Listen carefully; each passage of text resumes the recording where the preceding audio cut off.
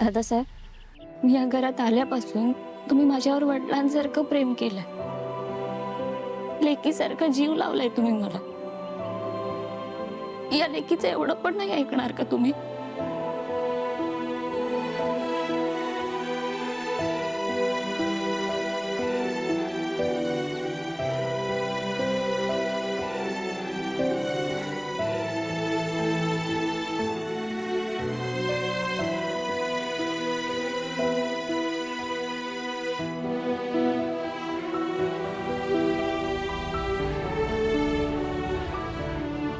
घरात नाही असे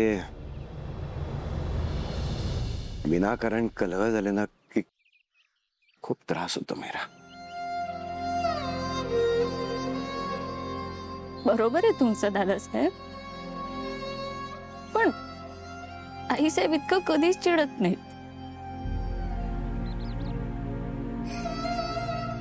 त्यांना त्यांना काय झालं अचानक, काय माहित. पण दादासाहेब,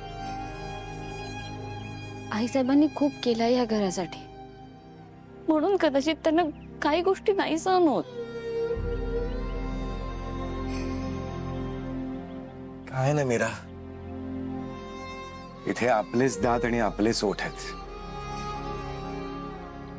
त्यामुळे काय करावं हेच कळत नाही. दादासाहेब, तुम्ही टेन्शन घेऊ नका, सगळं ठीक होईल. सगळे पुन्हा एकदा एकत्र येतील. बाबा, तुम्हीच आम्हाला शिकवलंय ना, घर संसार म्हटलं की चढ उतार येतातच,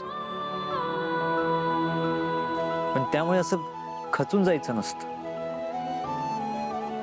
नाही रे, मी खचलो नाही अथर्व, पण खूप वाईट वाटतंय. काय ना की मतभेद झालेले चालतात एक वेळ, आणि असे मनभेद नाही होता का मग?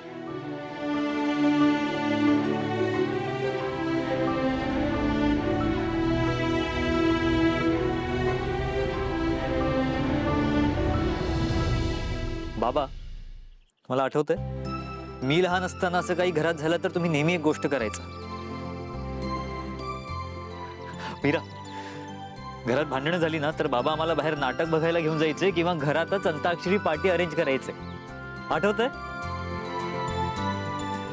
आता हे सगळं ना मी करेन. येस मीरा, तू, मी आणि अनन्या संध्याकाळची पार्टी अरेंज करूयात.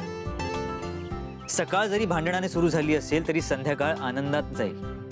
येस, आई आणि आत्या जरी भांडले असतील तरी संध्याकाळी त्या एकत्र नाचतील, डान्स करतील बाबा. Yes yes, I promise. त्या दोघी एकत्र डान्स करतील. आणि आता फक्त इमॅजिन करा बाबा, आई, नर्मदा आत्या एकत्र डान्स करतायत. हो, इमॅजिन तरी करा.